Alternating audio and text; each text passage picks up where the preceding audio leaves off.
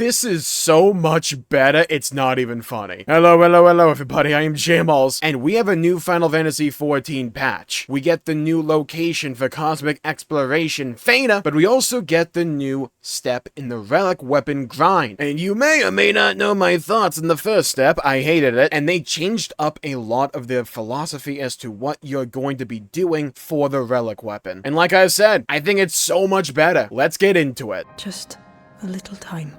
Okay, so what are they actually doing? Well, there's a few different steps for this stage of the Relic weapon. The first one has you hunting down 5 items. You can buy all of these from the market board, but there are other ways to obtain each of these items. One of them comes from a vendor in Tuliolol, the other one comes from a bi-colored gemstone vendor that I found in Yachtel. It costs 600, so if you don't have that, just grind some fates. And the other 3 are dark matter. You can make those from crafting. And if you're going, well, Jmulls, what if I don't have my crafters all leveled up, right? Well, don't be poor. When you turn in all those items, you'll then get another step, the one that I'm currently stuck on right now, and you're going to get these 4 Aetherwells. And to fill up each Aetherwell, you have to do duty roulettes. One for high-level dungeons, another one for alliance raids, another one for normal raids, and another one for trials. Each of them has a counter you have to get up to 10,000. I have currently done 1 normal raid and 1 trial, and for the normal raid, I got 730 for that bar,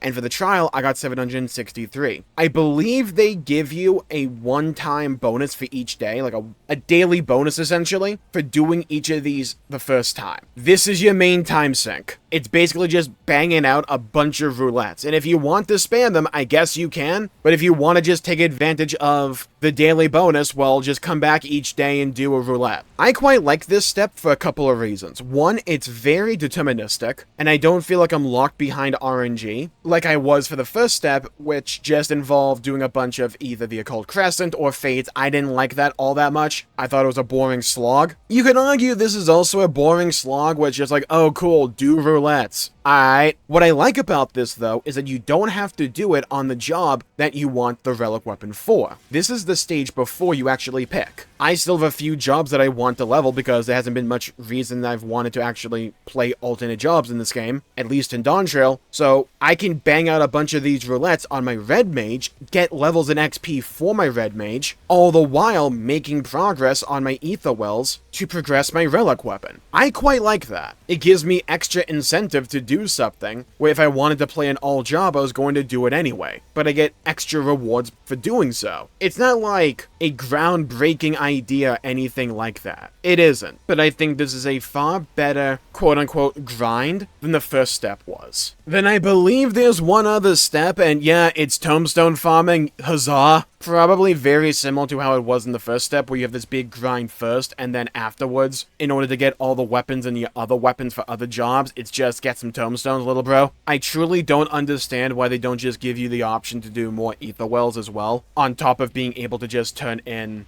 tomestones or something. Like, I just don't see that. Like, give players the option as to what they want to do for the grind. Do we really need more restrictive design, especially for a Relic weapon in Dawntrail right now? I don't believe so. I don't particularly see who that benefits and what it's really for, outside of just really trying to milk this step for a bunch of extra time. It's not a particularly new critique or anything like that, because we did have it for the first step of the Relic weapon and also all of Endwalker, but I will say the Aetherwells, pretty neat idea. And I do like the fact I can do it on alternate jobs while I level. Or I could do it on my max level jobs and get the tomestones and prepare for when I get to the tomestone step. I like having that choice. I like having that choice be on my part and being able to make that call. Which just makes it really weird that the tomestone step I don't think is like that. But I digress. Just a little time. I think this is a pretty decent example of them listening and then responding to player feedback. I know some people enjoyed the first step of the Relic weapon back in the Occult Crescent. I did not. I thought it was an absolutely boring slog, and I hated that the fallback was to go do Fates, which to me is just content that I struggle to stay awake for. And the immediate response to that was, well, okay, let's have you do actually interesting content, give you a choice as to whether you want to do it on alt jobs to get them XP for leveling, or if you want to do it on max level jobs to just prepare your tomestones. Or you can just get tomestones some other way if you want to. I like that they're giving us the options, and I like the fact that, from the looks of it, it's pretty deterministic. You just gotta do the roulettes. And trials and normal raids can normally be banged out rather quickly, and the alliance raids, well, the time can vary. Who knows, you might get like a crystal tower or you might get a near raid. It also doesn't seem like it's gonna take too long as well. Like I said, I've done one roulette for the trial and one roulette for the normal raid. And for normal raid, I got 730 out of 10,000. And for the trial, I got 763 out of 10,000. So it's not like I'll be doing this for months and months. If I just do each of the roulettes like once a day, or heck, even once every other day, I'll have it done in a couple of weeks. And it's not like they restrict you to once a day, it's just you get that 1 day or 1 a day bonus. Well, 1 a day. I don't know how much you get in your second try, but if that's one of the angles from which you want to approach this, I imagine you could. Like I said, it's not going to make the game like S tier for anyone in my opinion. It is just a grind at the end of it all. But my first initial impression with it is that it's like decently well paced, and it's a heck of a lot more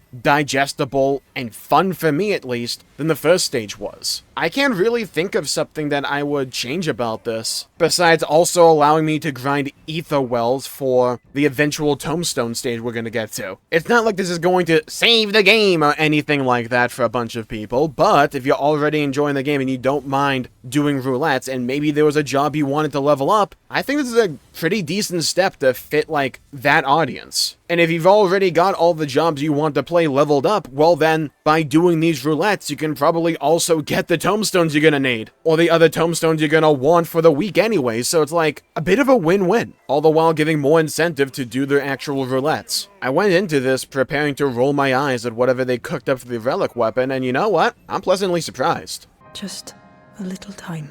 Now, is this the perfect system? Absolutely not, right? There are a bunch of little things we can argue and debate over in terms of how to create a really fun and engaging Relic system grind, right? We can armchair developer this all we want to. But I do think it's important to be able to admit and talk about when something is moving in a better direction. Clearly they took feedback into account here, or this was the plan the entire time and they just wanted to try out a bunch of different mechanisms in terms of actually acquiring a Relic weapon this go around. Sure, that's possible. This really does feel like listening to player feedback, though. We went from the RNG slogfest that was the first step, and now we actually have something a bit more deterministic that is involved in doing content that I find remotely interesting as opposed to the Occult Crescent now. I do think there are some fair criticisms that can be levied at this system, though. I do think, despite my misgivings with the Occult Crescent, that it's kind of stupid not to have it as an option at least, for those who either want to get into that content or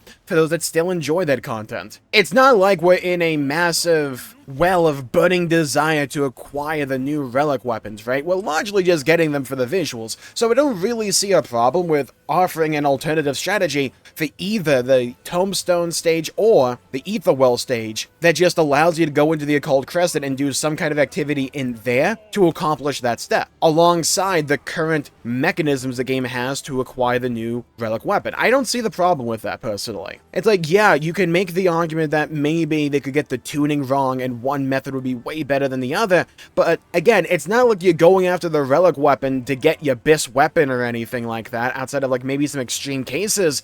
The goal, I think, for a lot of people when it comes to the Relic weapon is just to have some kind of grind to do, and also to get a really cool looking weapon. So I don't really see the problem in providing alternate ways to acquire it. I do think farming roulettes is a much better system than what we had before with either grinding Occult Crescent or doing Fates of all things. Though admittedly, that's not a high bar for me. When we get back to the Tomestone stage, yeah, it's like, sure, that's one way you can go about doing it. I'm personally not on the hate train of Tomestone farming as much as some other people, but I don't think it's particularly that fun or interesting either. And also, if I'm leveling up old jobs, I kind of want to use the Tomestones for the gear for them instead of going to my Relic weapon, and I don't particularly find that to be a fun or engaging decision. Just because a decision can be made that is weighty, I don't think that necessarily translates to making it a good decision overall. Again, I think there should be options at least. Let people farm Tomestones, or either do the Occult Crescent, or, like I said before, farm more Aetherwells in order to acquire the actual Relic weapon for that final step. I don't see the big issue with that.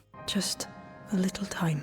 So yeah, overall it's a thumbs up for me, but I want to hear what you guys think. Leave a comment down below with your thoughts, your opinions on the Relic weapon grind right now. Which step did you prefer, the first one or this one? And also, what would you like to see them change going into the future? I would love to hear your thoughts and hear your opinions and hear your perspectives. Stay safe, have a great day, and if you want more Final Fantasy XIV and MMO coverage, you should leave a like and subscribe. Follow me on TikTok, Twitch, and Twitter, Jmulls G. I have a Discord in the description down below. And guys, it's confirmed, Beastmaster's going to be a pet job. Yoshi P did an interview, and we have a bunch of juicy details to go over. And if you want to find out more, you should check out this video right here for more. Stay safe, have a great day, and I'll see you all next time. Bye-bye, everybody, until we meet. Wait for it, wait for it, wait for it again.